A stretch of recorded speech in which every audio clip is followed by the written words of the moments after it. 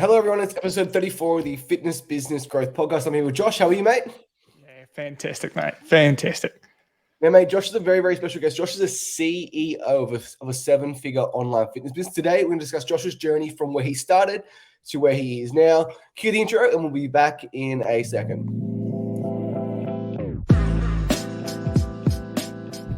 Welcome to the Fitness Business Growth Podcast, a podcast run by gym owners for gym owners.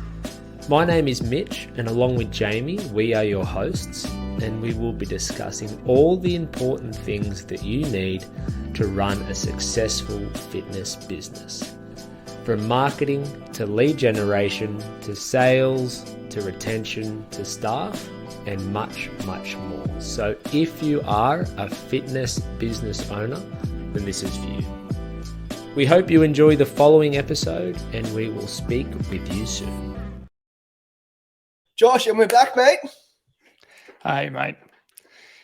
Mate, it's not every day to talk to a seven-figure CEO of a fitness business. So, Josh, I start the podcast with this question for every single person. If I met you at a party and I said, "What do you do?" what would your response be to that answer? This is funny how many times this question comes up and how the industry asks you to come down with something really specific of how you help guys or help somebody. And the funny thing is, I always ask somebody else, I'm like, cool, have you ever woken up in the morning and you're just wondering, the fuck am I doing with my life? I call it the ship. The ship is going all right, but it's like, why have I not got the things that I really, really want? Why am I not passionate about my day? How come my relationship's falling apart? You know, why is there suddenly this beer belly that's appeared on my, on my lower abdomen and all these things? And I'm like, have you had that feeling before? And they're like, yeah, man, I had that feeling before. That's what we do. Well, Josh is the CEO of JCF Coaching, soon to be branding the Uncommon Man Project, and they specialize in high performance men. Now, mate, I want to talk about the fitness business side of things first and then transition into actually coaching men. It's something that I've become really interested in, mate, because I've been coaching gym owners for over 12 months now, and I thought it was a marketing and sales issue, when sometimes it's like I hate the M word, but I'll call it an energy issue, right? And I think as we get through our 30s, even myself, man, I'm more tired today than I was 10 years ago. Yeah. It happens, bro. It does happen. Well, mate, let's talk about the fitness business side of things. So before we go ahead, I had James Cant, the former owner of JCF, on this podcast. James is a really, really good friend of mine, run one of the most successful online fitness businesses in the country for the last 10 years, and Josh is his CEO. So Josh, tell me, how did you go from, I guess, not knowing James to being the CEO of a seven-figure company? Pretty classic story, to be honest. I was in education, so I trained in teaching physical education and mathematics, and weirdly enough, Russian history. And then I went through my career there doing a lot of sports performance coaching. I had massive issues, lower back problems, so that was a huge problem for me. So I started researching about that, started fixing my own issues, moved into helping men sort out their problems with their backs. Obviously, a lot of mindset issues. I was dealing with a lot of young sort of high-performing athletes at the time, like high school level, rugby, football, hockey, all that sort of stuff. And then I kind of got a little bit over the education system. I thought, you know what? I really want to do this full-time and help people out doing the things that I want to do. So I shifted over. And while I was doing that, I went into the online space, moved to Bali, wanted to travel the world, those sorts of things, or had already lived in France for a couple of years, which was great. I was at a place called the Banana Leaf Bakery. Met up with James. He was this massive dude at the time, 100 plus kilos, and he got chatting.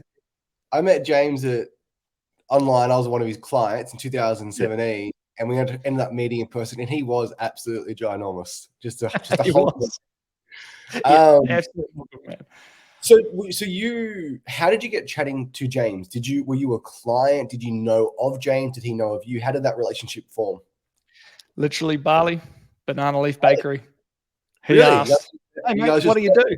Yep, just chatting away. And I was like, hey, man, I do this and help coach men through, back then it was passion and purpose and out of pain. And he's like, how's that going? And I'm like, shit, to be honest, mate, really shit. And he's like, oh, yeah, what are you struggling with? I was like, marketing, mate, marketing, sales. He's like, oh, okay, cool. Do you want to come help me do some stuff and learn at the same time? And I was like, let's Mate, go. are you more of a product person or sales and marketing person? Is your passion in the coaching area or is your passion in the sales and marketing? That's a real interesting question, because it was always about coaching, always about delivery. And I just love that. Now I would have to say it's moved to a 50-50 split, but more leaning towards sales and marketing, because, not to toot my own horn, but I've done a lot of coaching and got to a place where I feel really confident, and the growth is still there, but it's not as fast as learning something new. Like marketing sales was new to me a few years back. It's a bell curve, right? Exactly. So I love systems, mate. I love making efficiencies. I love finding out, like, there's a lot of coaching involved in the psychology of marketing. 100%. So it's super interesting to work on that front end, and to be learning again from the bottom. It's awesome. Yeah. It's a classic case of, like, the best coaches, the best products often don't have the best sales because you just neglect that side of the business. Yeah. And it's honestly the number one thing that even gym owners face today. They're amazing trainers, amazing coaches. They just don't care about the marketing sales until you get to a point when you realize that you can't deliver to no one. So you have to learn that side of the business. And I think the biggest thing for me, mate, especially with sales, is, like, if you're a great coach, it is your moral obligation to become a great salesperson. If you truly believe that your passion and purpose project is the best in the world, getting people out of pain. Yeah, mate, I couldn't agree more, to be honest. I think the obligation is there. And I think one of the things about James Caan is he was both incredible. Like, he started his coaching career, obviously in the fitness space, very dedicated to bodybuilding. And then he built an incredible company, which then attracted sensational coaches that were pretty shit at marketing and sales.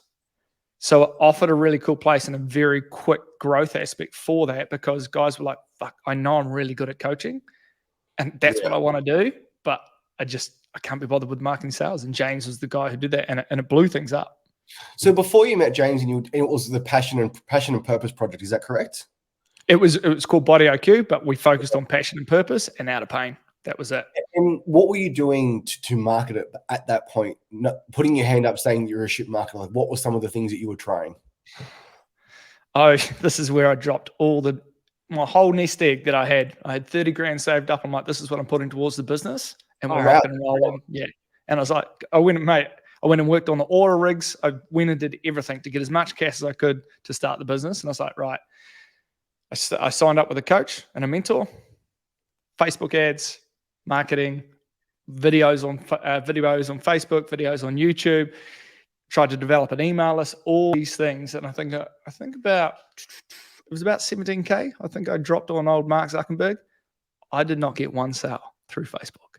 Oh, well, I want to really unpack that, mate. So you had a coach, and obviously not naming names. Was it a positive experience? Was it a negative experience? And one question that's dear to my heart, had that coach built his own fitness business before? That right there is what has made that experience now a positive experience, because I know who I'm looking for when I look for mentors. And I think that's one of the biggest things at the time and afterwards. Terrible, like a really tough pill to swallow, watching cash go out the door and everything you built. And it caused a massive amount of stress in my relationship. I was no longer the financial provider, which made me deal with a whole lot of other things in my life, which were positive. But yeah, it really crushed me. The guy, lovely guy. I think he genuinely wanted to help. I think he was really good at marketing sales, like really good. And there was just a misalignment or a misunderstanding of what I needed at that stage in my career and what he could offer. And it just created a massive gap. I think I'm a pessimist by nature, and I signed up with 4 coaches, and I was pretty direct. So, like, have you fucking done this, mate? Like, have you done what I'm trying to done? And when I signed up with James, I wanted to be absolutely shredded and diced on my 30th birthday. I said, that guy's pretty shredded.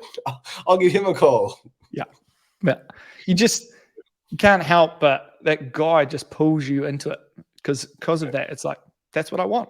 That's what I'm going to do. He's obviously done it. He lives that life. And it just makes so much sense. I think there's a lot of coaches out there who, again, are really good and want to do right by people. But there's this gap in the market where everybody's a coach. We have no idea what is of value, how, who's going to help us get to where we want to go. And I think, and especially in the fitness business, because it is easy to start, it really is. It's affordable. You can create something awesome. But how do you find the right mentor? And then I look at we call it the self-licking ice cream, the business coaches who coach business coaches to coach business coaches.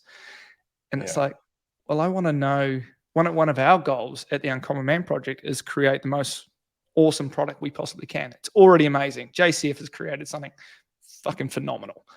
And we want to carry that on, but it's like, in the future, how do we have a business in a box for people knowing that they can go somewhere, that person's done it, they've put in all the systems, they understood how it works, and they've actually done it themselves, and they can lead that. Because I think that's so important. I think when you go into a coaching program, I think there are going to be ups and downs in the first couple of months.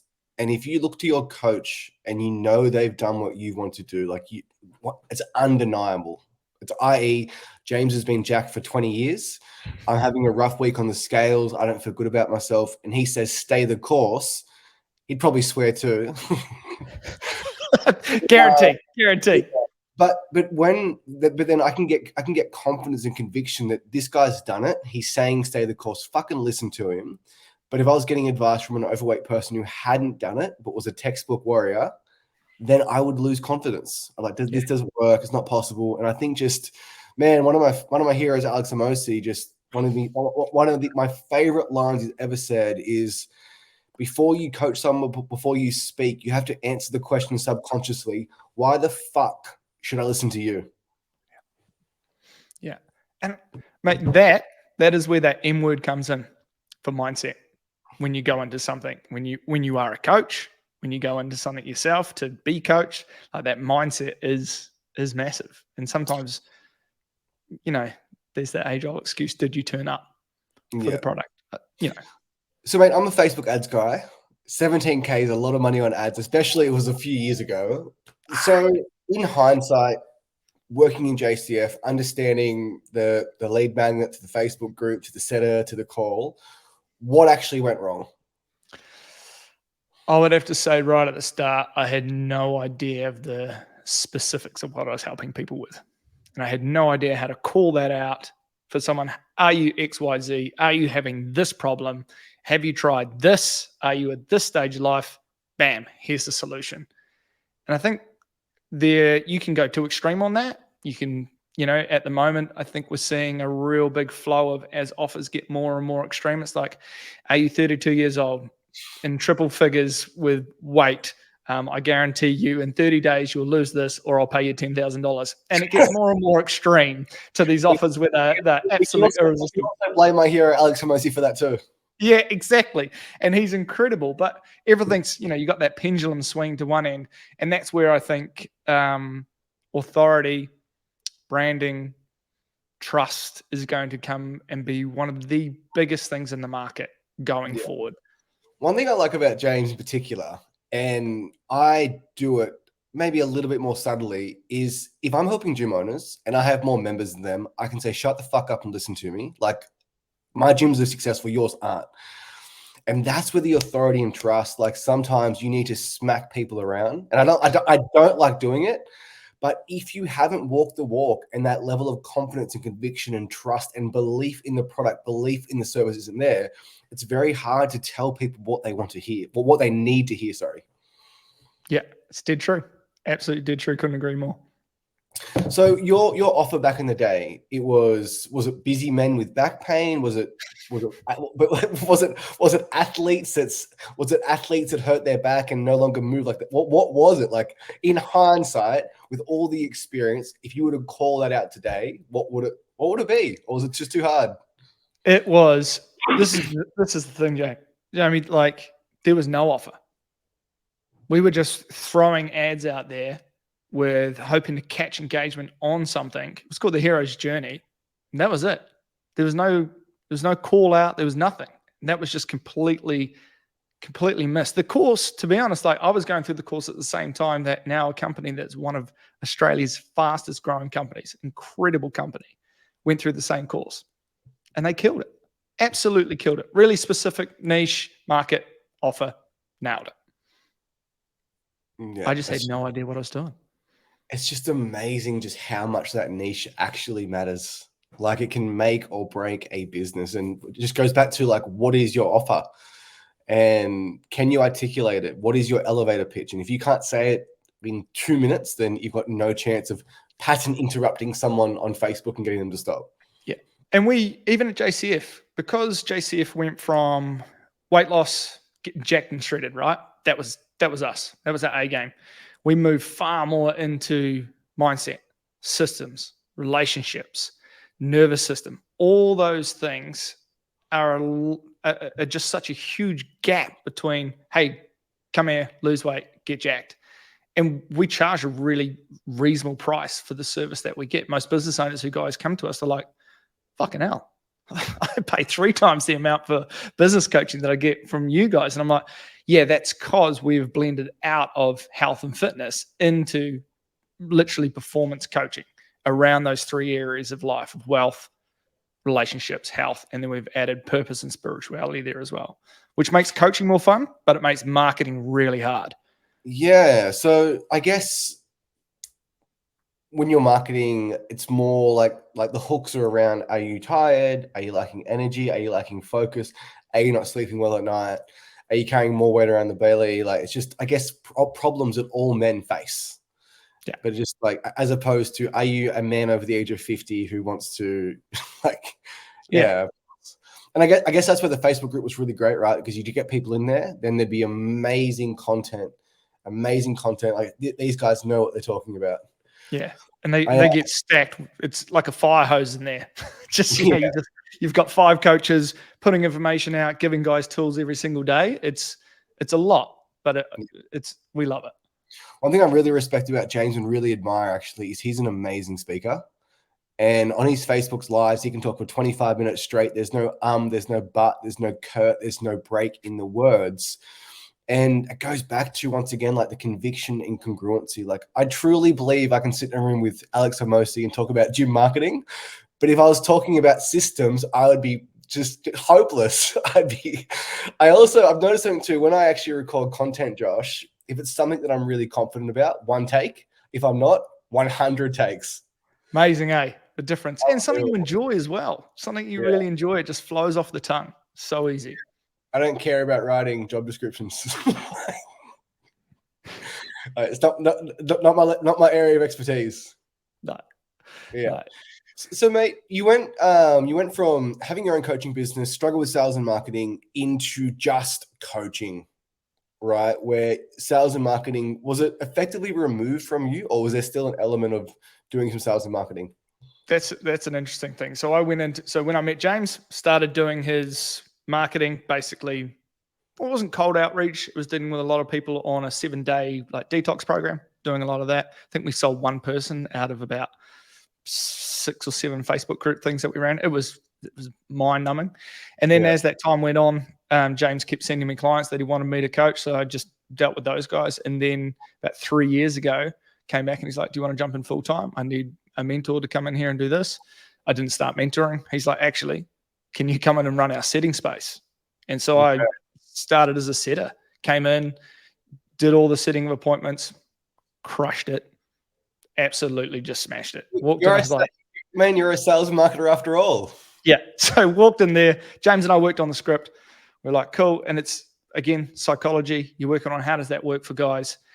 When at the time, James is really, really good on the vision. I was really, really exceptional on detail, systems, and everything that was in place afterwards. So I came in, saw that the sales team needed tweaking. I tweaked up everything from setting to systems to calendars. And then that's when we really started to punch our growth. Can I back up for a second, mate? So your issue in your business was the offer sucked. You weren't generating leads, but once you had leads to nurture, from what I'm hearing, you're great at booking appointments, great at selling, because selling is fucking coaching. Yeah, absolutely killed it. And it was beneficial. I had James He had certainty in me. He's like, dude, just take sales calls. I was like, really? He's like, yeah, you'll be fine. And I think I'd take the odd sale call here and there because we had a main time closer, but I was closing a ridiculously high percentage just because of that coaching experience. You had a little bit of a script to go off. We use NEPQ. We love that. It's a very coachy kind of script. Same, mate. We use the same script for our gyms. Yeah, it's just getting people out of their own way, and it really takes away that fear I think people have about sales, about being salesy, because it really isn't salesy. It's literally, I'm just going to be a mirror for you and rebound, and you can deal with anything that's on your side of the fence. NEPQ, neural emotional persuasion and questioning. I actually think that 90% of it's logic. Like that's why I love the script. It's just like situation, like what have you tried previously? Why hasn't it worked? Don't shit on stuff. Let them shit on their own stuff. Why is it important to you? What happens if you do? What happens if you don't? And the pitch, like it's just it is a logical sale. Like maybe it's my belief, but I just like if you logically take someone through a process and they uncover I cannot do it on my own, like there's only one option left. And as long as they can logistically afford your program and they've been in your Facebook group, they've watched the videos, they've watched the funnels, why wouldn't they buy? It's really funny you mentioned that because we have a call. We always say in our relationship chats, like, right, if you want to probe your wife more, ask more probing questions. And I think NEPQ should be taught as a communication technique, not just a sales technique, because it's fantastic. Man, I run the script on Ellen all the time. It's just perfect. Yeah.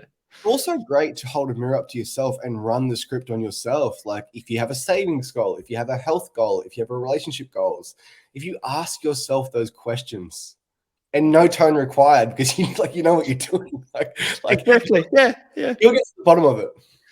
It's ask the guys.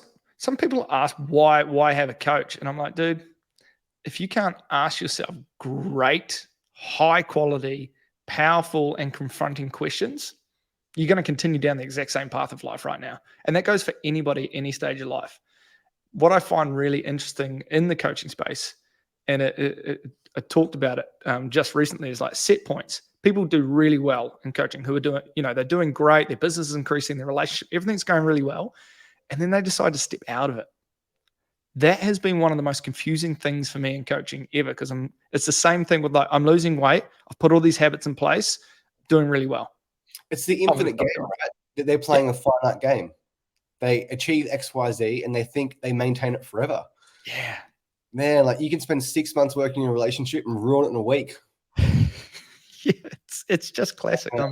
Yeah. So, mate, in regards to the majority of our audience are fitness business owners, right? We've got 60 gyms that we work with, lots of online coaches. And I'd love to talk about the setting process in particular, because it's something that people don't even know what that word means. So, Josh, can you kind of describe what the funnel actually was at JCF from awareness, Facebook group, setting, sales call? Cool. So we use, for an awareness thing, you basically had your value adds, which are really simple. It's like, hey, I'm James Cant. Here's some piece of value. You see his face.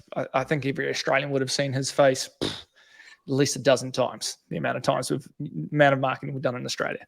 Then it was like, cool, I trust this guy. There's either a call to action to download something, join a mini chat flow, which worked really well for a while as well, or join the group.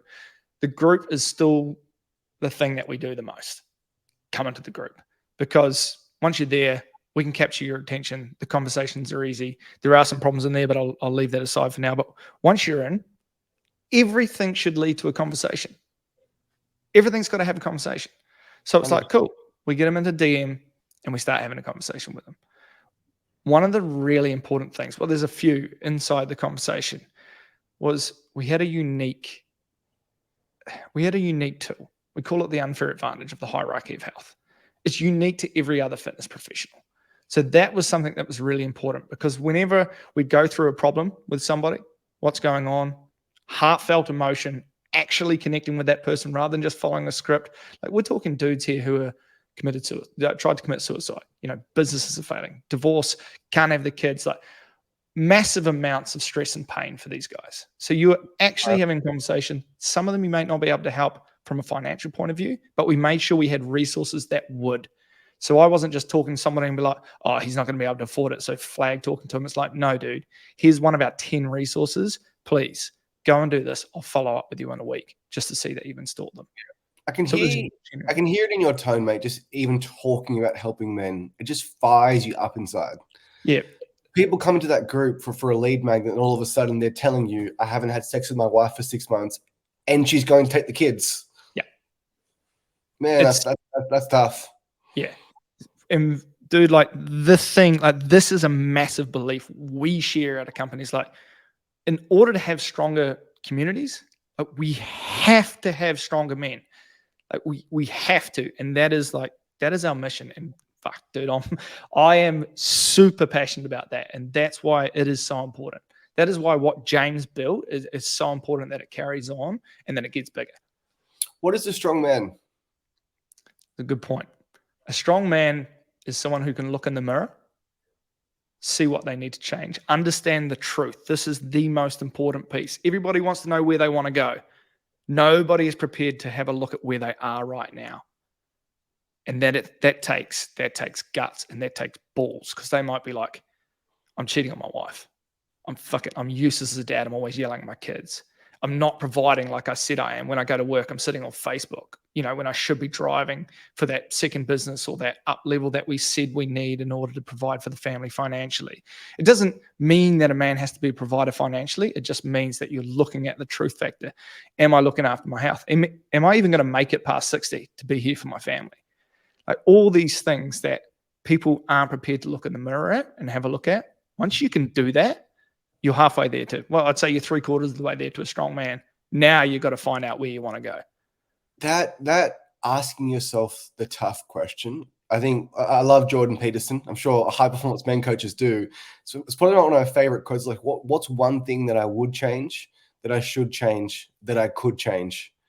And if you ask yourself that question, like, you probably know that you shouldn't be cheating on your wife. You probably know that you should be doing your work. Like, just, it's so obvious, but it's just, if you ask yourself that question and you don't like the answer you get back, it leads to avoidance. Yeah. And then it's just, we call it feeding the inner bitch. You just feed it lies all the time. You give yourself a promise and then you break it. So the inner bitch just gets a bit stronger, a bit stronger, a bit stronger. So every day it's like, oh, I said I was going to drink my water today. I said I was going to take the dog for a walk. I said I was going to make the bed. I said I was going to empty the dishwasher. I said I was going to pick up the kids. And you just, every time these promises break, it's why men end up being in the place where they're like, fuck it, hung as a sheep, hung as a lamb. Might as well cheat on the wife. Like, I've already fucked up so many other things. Like, I've broken so many other promises. What does it matter anymore? So when you say the world needs strong men, and then men are being constantly told toxic masculinity, what is your response to that? Because I am far right. I am very conservative, and I also believe the world needs strong men. I'm not sure exactly what that term means, but man, like, it is instinctual. It is part of our human nature to take care of people that we love. Yeah. And I just don't think we can beat that out of men. No, I think if I have a visual for a strong man, imagine a flagpole that you can just hang a whole bunch of stuff off. But the flagpole doesn't ask for any recognition for that. It doesn't ask for things to be hung off. It doesn't ask for things not to be hung off. It just stands there like a pillar, and it's there to be leant on, and it's always there. It doesn't mean that flagpole doesn't hang around with a bunch of other ones and need help occasionally and all that sort of stuff. It's just there. We call it often I ask people, say, oh, male, masculine, toxic masculinity. And I'm like, what do you mean? And they're like, well, men. I'm like, masculinity's got nothing to do with being a man. And they're like, what do you mean? I'm like, well, you could say a man's feminine. What do you think that means? And they're like, female traits. Well, I'm like, that's not the case either. They're just two different entities of the same thing. To be masculine is to logic and action. To have feminine is to bring in wisdom and knowledge. I think what people mean by toxicity, I think it's an assumption. But it's this idea that we don't have the wisdom. We don't go in for intuition to then create action from. People blame, this is really interesting. I find this quite an interesting idea. People are like, capitalism, men are just out there for more. More is distorted feminine. To want more, to bring it in, to bring more and more and more stuff in, that's feminine. You got to imagine the feminine is to bring in, to go inside, to pull more in. That is, and to go out and do that, the action taken is masculine. But so the flagpole that you hang things on that gets no recognition, and you just support everyone around you. It's David Goggins. Who's going to carry the boats? Exactly. So that's when you need other men. You've got to have strong men. You've got to have other people around you. It's not that we shouldn't recognize them. It's that men shouldn't be running around asking for that recognition. I didn't ask you to provide for this family. You are doing that out of choice, and you feel good doing it. Recognize that you feel good doing it. And I'm also happy to say, you know what? Thank you very much. I fucking love it when you support the family. So when you have other strong men around you, i.e. a coach or i.e. a community of men or women, how have you found that helps the flagpole? How have you found that helps the man that has to carry the boats? Fuck, dude. It's, I don't even know how to put it into words. It is so extreme and so rapid and so powerful that I don't think men understand it, because I don't think we've got enough of it. So for our guys, any coach who has ever joined, or any member who has ever joined JCF, has always had a coach, somebody to mentor them. But you are continually pushed in a position of radical responsibility and growth. And people think setting goals is important. I reckon that's like 100th of what you need. What you really need, have a team. If you're a man, have a team of men around you, like the warrior who turns up and goes, hey, Jamie, I'm going to challenge you today, because not only do I want you to get better, I want to get better. And you said you want this in your life, and this is what it's going to take. And I'm going to hold you accountable to that. And I'm going to challenge you every single day. Not here to kill you, I'm here to make you better. And when you fuck up, I'm going to support you and catch you as well. And that, I don't think anybody understands that apart from the guys who are already in those communities. Well, the man in the mirror can lie to themselves day in and day out, and you get so fucking good at it. You do, man. You do. You do. If you have the external coach saying, hey, like we said XYZ, you did X, you didn't do Y and Z, like what happened? And are you going to change it today? And what happens if you don't change it for 10 days straight? And I think one of the things that we do is we overcomplicate things. When I trained under a guy, Paul Check. I don't know if you know who that is. Phenomenal dude, like phenomenal level of intelligence, and his systems are amazing, but it's very complicated. JCF is very simple. And the thing that people need the most is accountability. Simple. You can lie to yourself, but lying to somebody else hurts. It's tough. Man, this does my head in that people don't understand just the importance of accountability, because it's literally like we work with predominantly group gym owners. We charge $50 a week for membership. We all know that walking out in the sun is probably just as good as lifting weights 3 times a week. So what are they actually fucking paying for? They're not paying for the equipment. They are paying for someone to say, hey, I didn't see you yesterday. Let's get your butt back in the gym. That's it. It's so easy. People just don't get it. And I think because it seems so easy, people don't want to pay for it. Yeah, because they man, like if all the good things, like what, man, like everyone knows calorie deficit. Everyone understands eat less, move more. Every single person on earth understands that. But it's just because it's a simple concept doesn't mean it's simple to execute. And I think that's where the confusion lies, Josh. Simple to conceptualize, but hard to execute. And every day they're going to execute. And before you know it, it's 3, 5, 10 years have passed. Yeah. And I don't know if that's an age thing. I certainly have noticed in my life as I've got older. You know, when you were 18, it was like, oh man, I got 6 weeks to get the beach body. I'm like, 6 weeks? I'm like, why don't you start looking at the body that you want when you're 24? Like, that's a phenomenal change. You know, I aim for races and things that are a year away. I aim for a body type that I want when I'm 40. All these things change. And I'm like, and now I know what I need to do to get there. And I have so many people around me, multiple coaches. I have my team. Like, it's unstoppable once you're in it. How have you found, so the man that's lying to themselves, the man that's doing the wrong thing, they know they're doing the wrong thing.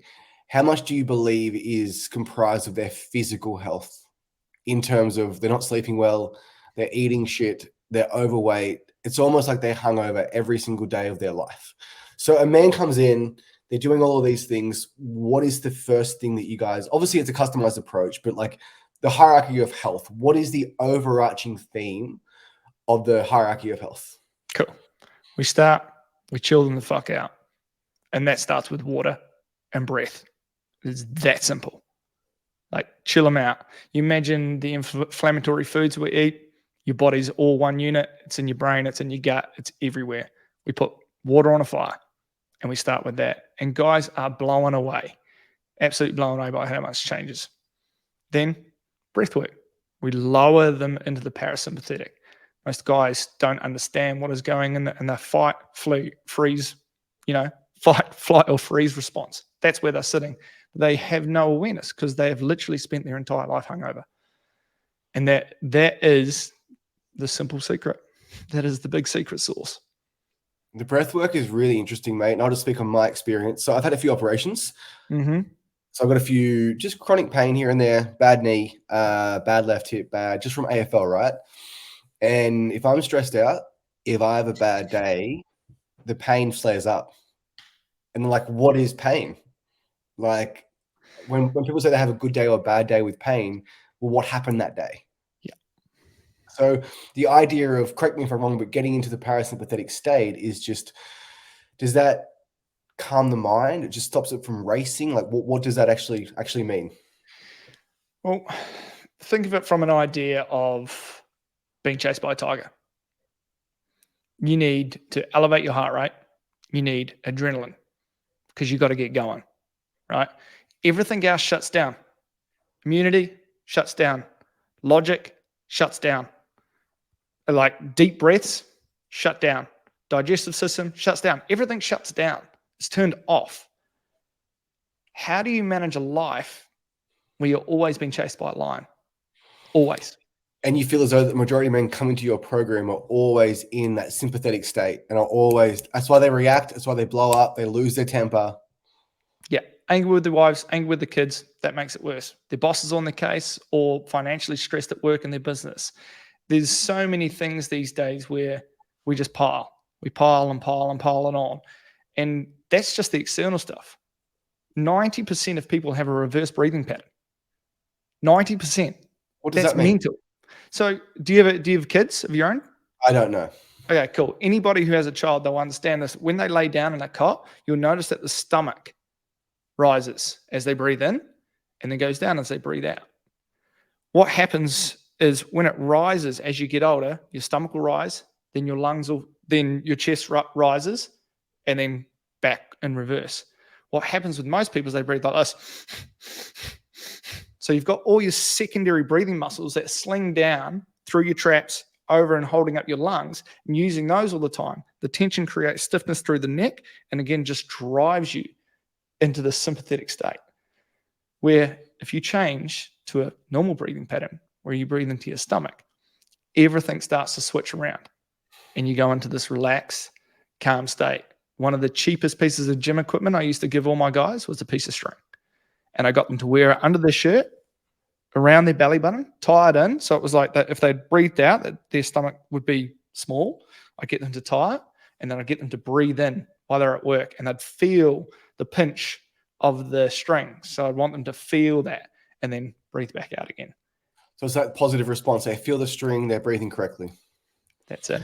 So as opposed to doing breath work and just being hydrated, the basics, what do people turn towards to achieve the parasympathetic state through things they shouldn't be doing? So in terms of like eliminating things? So for example, someone's in a sympathetic state, they're stressed out, they hate life, they drink, they do drugs. Is it porn? Like what are those 5 things that men will try and do, or 10 things, or how long's a piece of string, right? Like, what do you see the most common things that men or women will do to try and remove some of that pain, or trying to remove them from that state without doing it the correct way? Yeah, that you're looking at a champagne bottle that continually gets shaken until the cork just pops off. And the cork that pops off the behavior in men is anger.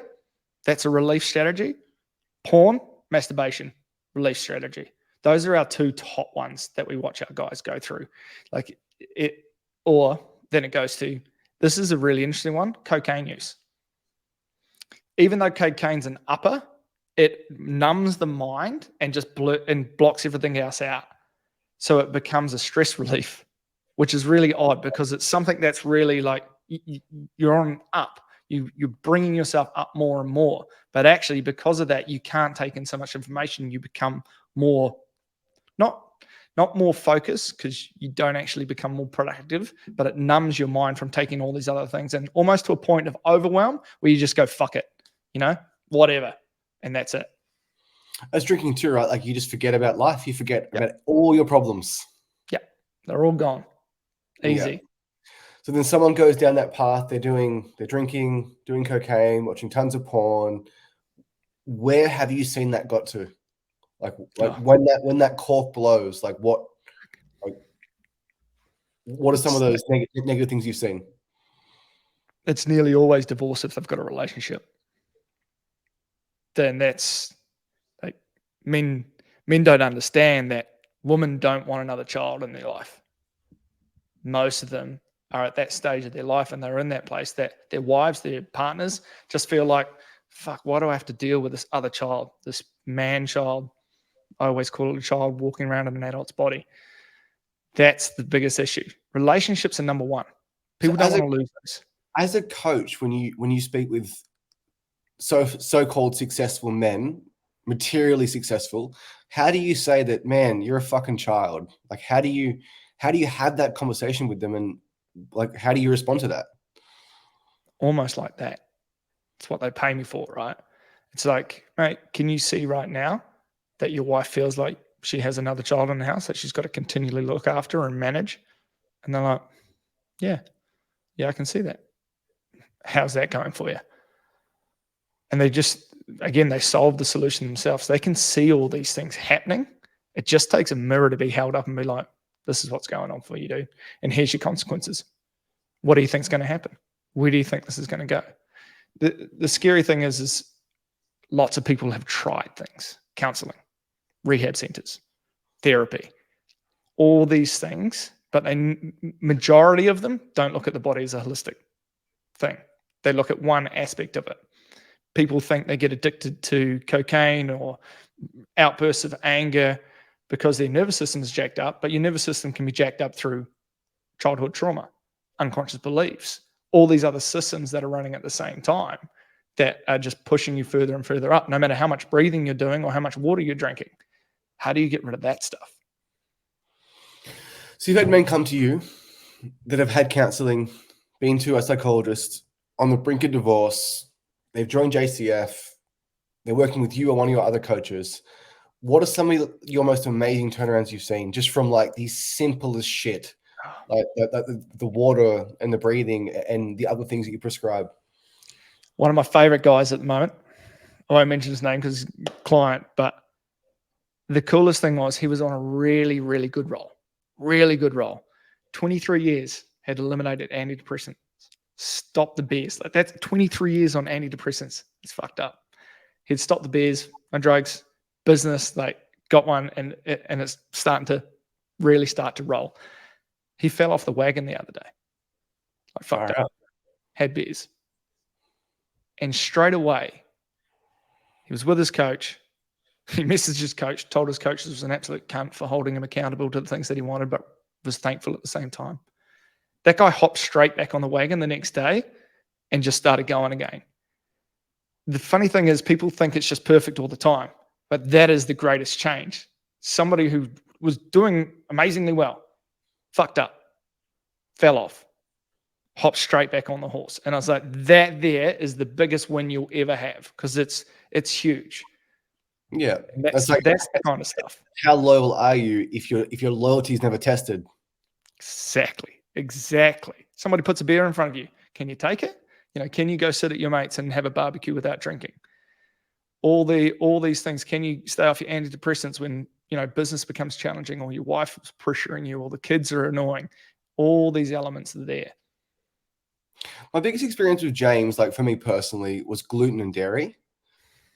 And he was crapping on about it for months and months and months. I'm like, what is this guy? Like, why does he hate bread so much?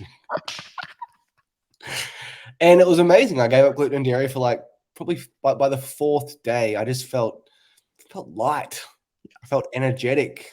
And it's just like, how amazing is water, breathing, no gluten, no dairy, and a good night's sleep? It's phenomenal. I used to really struggle with some testimonials because guys, they come, they pay to be coached. They have phenomenal results. Some guys are doubling their income.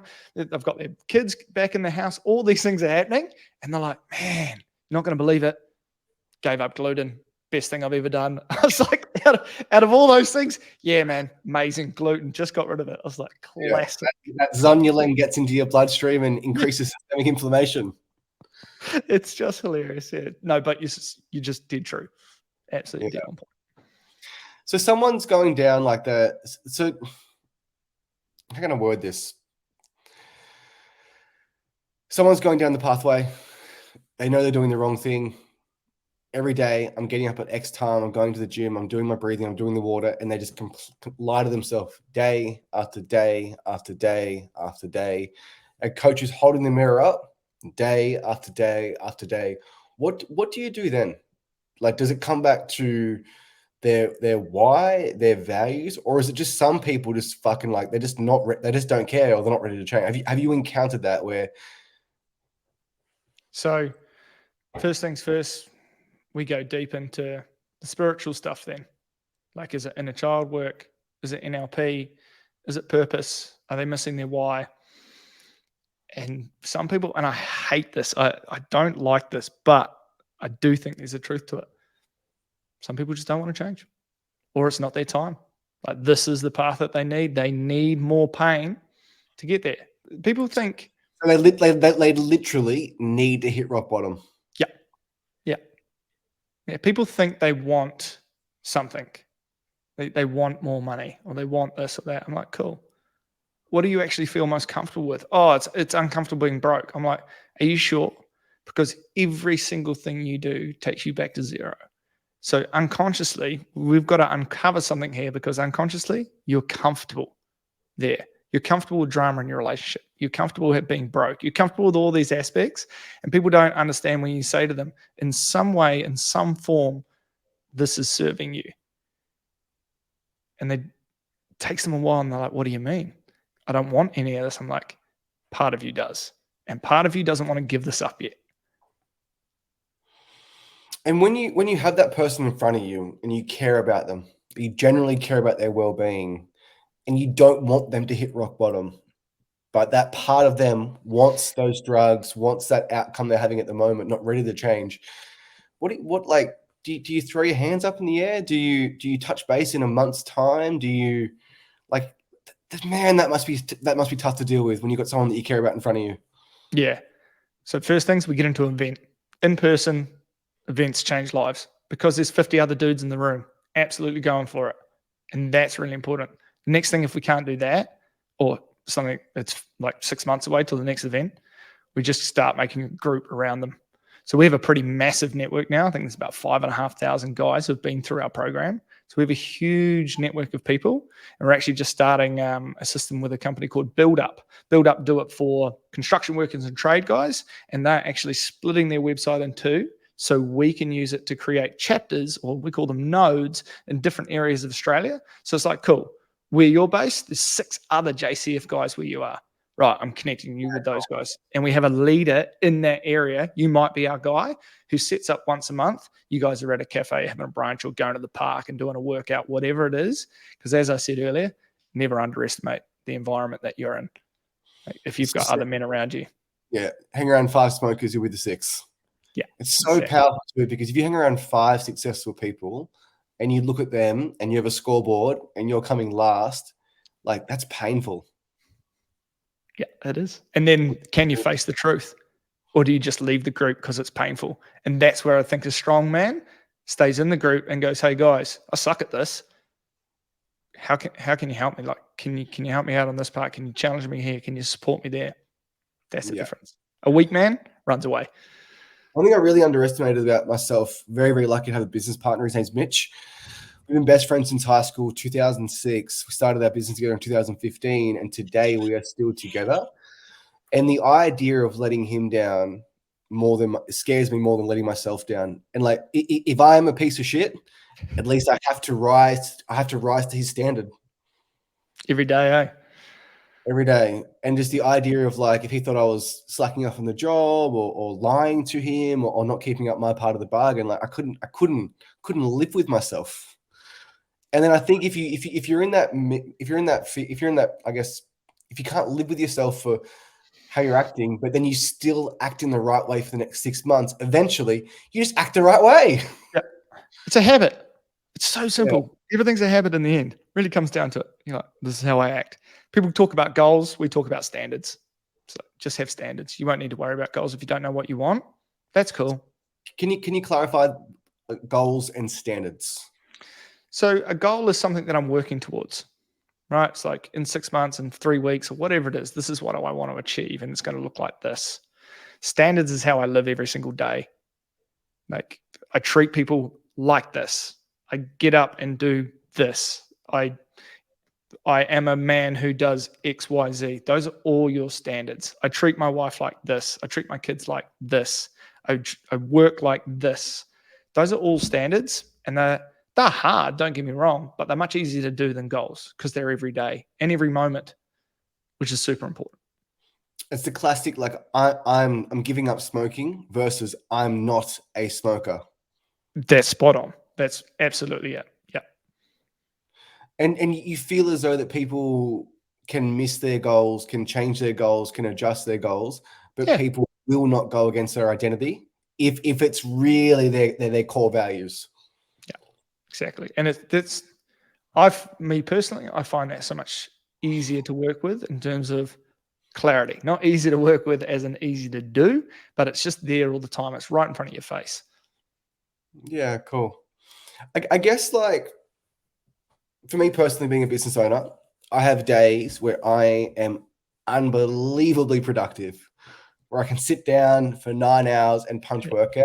And then I have days when I'm kicking and screaming. And for me, like I'm getting a free coaching session here, it always comes down to like, how am I physically feeling? Like, do I have pain? Did I sleep well? Am I hydrated? Did I eat shit for lunch? And I think like the physical body is just so important. Like, how can you possibly be your best self if you're in pain? How can you possibly be your best self if you're inflamed? How can you possibly be your best self if you're smashing 15 coffees? Yeah, you can't. However, this is the most important thing, I think. It's a real business mind mentality, and for guys who are really driven, so how do I beat my PB? I'm like, how many Olympic athletes do you know that do a PB one day and then go next day and try to do it again? I'm like, there's no one who does that. So what do I do with our guys is there's two ways to look at it: risk mitigation, or how do I suck less? So I'm like, if your worst day is 15 coffees, right? How do we make your worst day 12 or 14? Man, I love that. Like, how do you suck less? How do you suck less? Like, no matter how shitty you feel, do the one big thing. Yeah. And then go back to feeling shitty and then wake up the next day and hopefully you feel a little bit better. Yeah. And when you're having a great day, push for it. Push for your PB. Anybody who talks to anyone in any industry, Warren Buffett, how do you lose less? Not how do you make more, how do you lose less? Really important. Go to a runner. He's feeling really good on this day. He's like, man, I'm feeling great. I'm going to push for it today. Cool. Push for it. You're not going to push for it before a race, but you're going to push for it when you can in training, knowing that next day you're going to have probably a little less in the tank. And that's okay because I feel great today. If I can punch out 10 hours of work today and really nail some things, awesome. And tomorrow I'm exhausted, cool. How do I suck less today? Oh, my worst day, I only did 1 hour of work. Okay, I'm going to do an hour and a half today. Just consistency. It's consistency, water, breathing. It's actually too simple. Yeah, it is. And that's why unfortunately it never works. One thing that I often see, like I am very, very empathetic towards people. And when I see people make what I would consider to be a poor choice, I wish they had the person in their life that would ask them, like, mate, what are you doing? Like, and I think that's like Mitch, like, I can't carry on like an idiot. I can't do dumb shit. Like he will literally say, like, what are you like? Why did you do that? Like, what are you doing? Like, and I just don't think enough people have that person in their life to ask them that question. Like, you know what, mate? Your girlfriend's a bit of an idiot. What are you doing with her? Just like, it's just unbelievable. And that's where, like, I do believe in strong men. I do believe in the idea of coaching, having accountability, and having those 5 people in your life just to call you on your bullshit. Yeah. Makes So, a world of change. Mate, how can people reach out to yourself? How can people reach out to JCF? And actually, I want to discuss before you go the big rebrand. So, what are you changing the name to, and what does the next stage of JCF look like? Cool. So we're heading towards the Uncommon Man Project. That's the new brand. Stronger men, stronger communities. That's what we really want to go for. We're very deep in fathers and business owners, or at least career-driven people who are in that space. Because I'll be honest, it's awesome working with a ship that's going all right, and it wants to go faster, harder, achieve what it wants. Instead of 10 years, you bring that down to 5. Those sorts of things. In terms of what's changing, we are optimizing delivery, but that's a continual thing. We always optimize delivery. We're actually pushing harder for the development of community and status and change. So that's for our events. We're doing a Bali event, which is pretty exciting next year. We have 2 events at the start of the year, one in March and one in June. We're nailing the Bali one in June, which is going to be great. But everything we do works, so we don't change it. We just make it better. Always optimizing. That is it. I think people get a little bit overwhelmed with logos and websites and branding and change. I'm like, mate, don't fix what's not broke. James created an awesome program here. We have phenomenal coaches. Like, let's keep doing what we're doing, but just make it better. And I think the community is one of the biggest things we have. We have, mind-blowing clients, and they are becoming connected more and more. And we're using that because it's more fun. 100%. So reach out to Josh Hamilton. Mate, I want to end this podcast on a positive. What is your greatest success story? Personally or as in a client? Let's go both. God. What are you most proud of from meeting James at the Banana Cafe to where you are today? I think one of the things in terms of the business I was most proud of the day when I was like, James, it's time for me to take over as the CEO. Let's go. And he was like, yeah, let's do it. I was like, James is a big leader. And that's probably, I put my balls on the table and I just went, yeah, let's fucking do this. And it was awesome to have his support, and we went that way. From client points of view, at the moment, it's my man who's hopping back on the horse. I just think that's huge. But we've got thousands of those stories. Thousands. And it's just like, I couldn't decipher between the things, but those are the things that I'm most proud of, and probably the things that bring me the most joy as well. I love those things. Yeah. And you mentioned systems, your favorite thing started the podcast. When someone falls off, what are those systems? So we're actually, this is where we're starting to bring in some AI and things like that. Is how do you optimize those systems with the minimal amount of work? So as soon as a guy falls off, we have so many things to catch him. One, community. If you're talking like client, community, we have a whole tracking process. We use an app. When is this guy checked in? When is he last active? The coach, the community, and then we use, like, some guys ghost. This is the lying to yourselves. We have a system for ghosting as well, for helping guys come back on. That's why I'm a big believer in, call it the dream team or your cheer squad at the start of a journey. It's like, Jamie, who's in your cheer squad, bro? Is it your wife? Is it your kids? Is it this guy? Is it that guy? Right. Put me in a conversation with him. Hit me with it. So when you ghost, when times get shit, because you ghosting is just feeling shit. It would be hard to ghost 5 people. Exactly, bro. Exactly. So it's impossible. You just can't. Everybody feels shame when we don't reach something that we said we're going to. You need people in your life who are right there, who can put their hand on your neck if they have to. Say, dude, why haven't you been showing up for Josh? Yeah. Man, I finished this podcast with the same question. What's one question I should have asked you that I didn't ask you?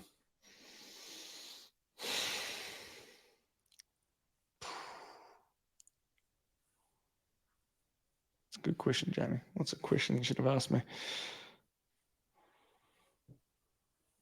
Maybe where was my biggest mindset challenge? And the answer is? Right.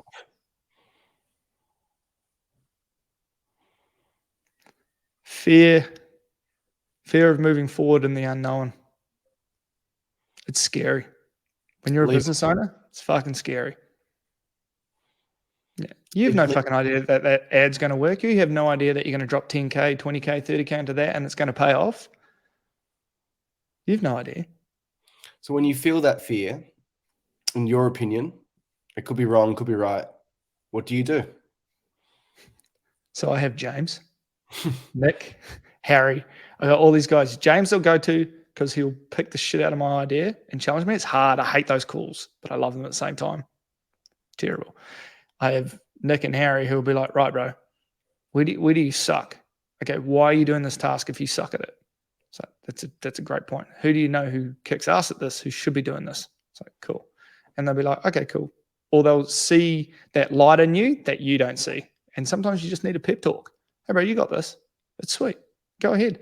What's the worst that can happen? What's at risk? And that's where I go. And that, again, community. I got men in my corner.